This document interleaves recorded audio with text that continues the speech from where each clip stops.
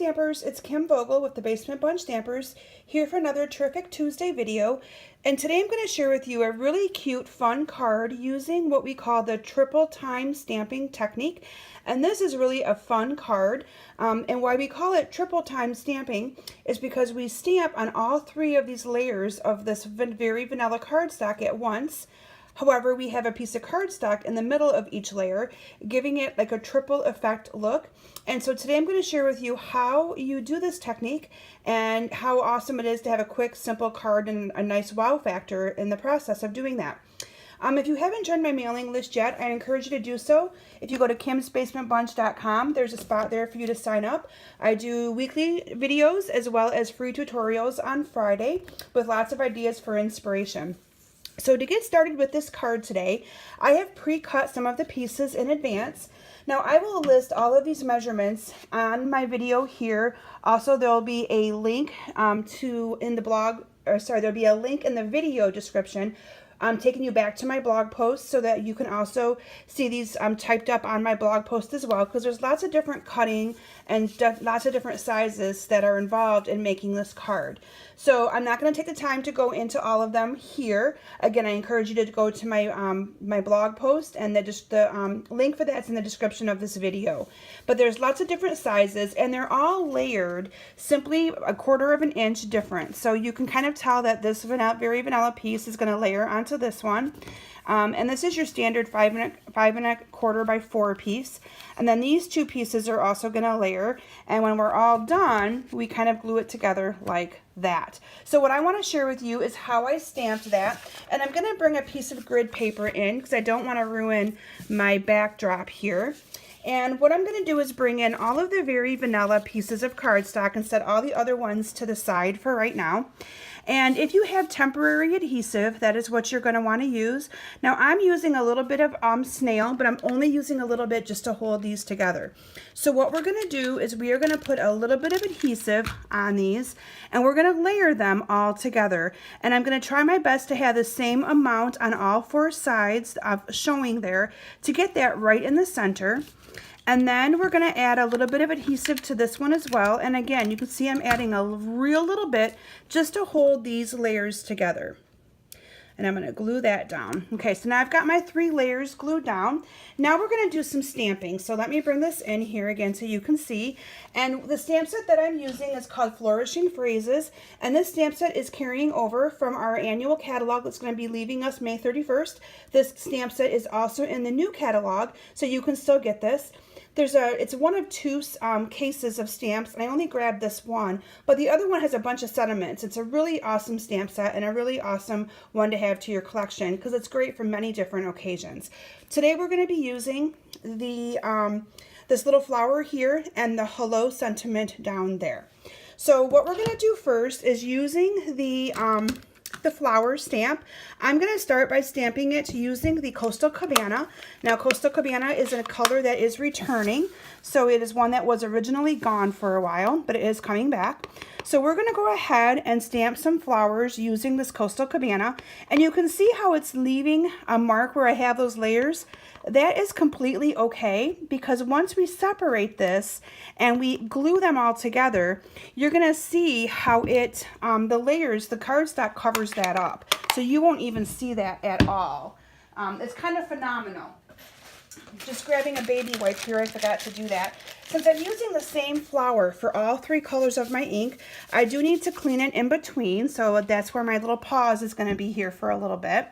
The next color I'm going to be bringing in is the Cherry Cobbler, and I'm going to be stamping some of the flowers using Cherry Cobbler as well. I'm going to stamp one right there. And I'll stamp one down here. And I'm kind of changing it up a little bit from the one that I originally did. I'm only going to add 2, I think, of the Cherry Cobbler. And while I have the Cherry Cobbler out, let's go ahead and stamp our sentiment. So I used the word hello. I want to make sure I have that right. And I just put it here at the very bottom. So next I'm going to bring in the Crumb Cake ink. And we're going to stamp some of those using Crumb Cake. Again, I cleaned my stamp there. So I'm just going to add a Crumb Cake one here and a Crumb Cake one here at the top. Okay, so that's all the flowers that I'm going to do. And then I want to do some leaves. And so I'm going to find my leaf stamp out of here. And I did some leaves using Old Olive. So let me bring my leaf stamp in and bring in my Old Olive ink. And I'm just going to incorporate some leaves on this card as well using this Old Olive. And you can kind of add these wherever you kind of think that you might like them. And again, you don't need to worry about the stamping not being the most perfect, because when you layer these, you're going to see the awesome effect that it has on this card. Okay, let me add one more down here, and I'm going to call that good. And then what I did is I added a little bit of distressing to this card to make it kind of soften it up a little bit. So bringing back in my crumb cake, I used a sponge, and I inked around the edges of my card like so. And this just gives it a little bit of character, a little bit of definition. But I'm going to do this before I separate these layers and add back in those mats. And then what I did is softly went on top of this, again just adding a little bit of the crumb cake sponge look to it. And I'm doing this ever so lightly because I don't want to have a whole lot of ink on there. I just want to again add a little bit of antique look to it. Okay, so with that, we are now going to separate these layers, and that's why I did not want to add much adhesive to them. Look how cool that is. And now what we're going to do is we are going to layer these onto those crumb cake bases and pieces that I had. So this, oops, before I do that, I need to put some ribbon on it. So before I do that, we're going to actually layer these pieces together. And this is where you want to make sure that you kind of get it, you don't want to do one upside down. So I'm going to layer these two on, and I'm going to use some fast fuse for that. I'm just going to layer this piece onto here. Let me get my grid paper out of here because we don't need that grid paper anymore. Okay, so we're just going to layer this piece onto here. And then we're going to layer the smaller piece of this very vanilla one that we had onto the coordinating. And again, whenever you're doing any kind of matting, it's always 1/4 of an inch bigger than the previous one. So you see what that little mistake was? See how that's going to perfectly cover that up? So you don't ever have to worry about that. It's kind of a nice little cover up on that. So we're going to kind of line this up like so. And then this final one is going to get added to the bigger one. Isn't that just awesome? It's kind of like putting a puzzle piece back together. I kind of like this technique. From there, what I did is I simply added a piece of ribbon to this.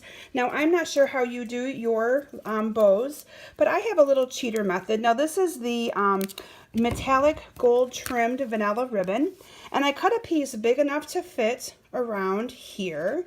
And I'm just using glue dots to wrap that around because no one's going to see the back. And then I've cut a piece that I will just tie on here like so. And I will trim this up with my paper snips. And I always cut them at an angle. And then from there, we're going to adhere this piece onto our card. And we have created a really cute, simple, let me bring my sample back in, really cute, simple, adorable card that is, again, referred to as triple time stamping. And it's so simple, and I encourage you to kind of look at other ways in which you could incorporate this technique. You could do it with trees or any kind of stamp. I simply use the flower because I like flowers, and I thought it was quick and simple to show you today for my video. So thank you so much for stopping. I hope you enjoyed this video today. I'd love to see what you create with this technique, and I look forward to having you all back next Tuesday. Have a great day. Bye.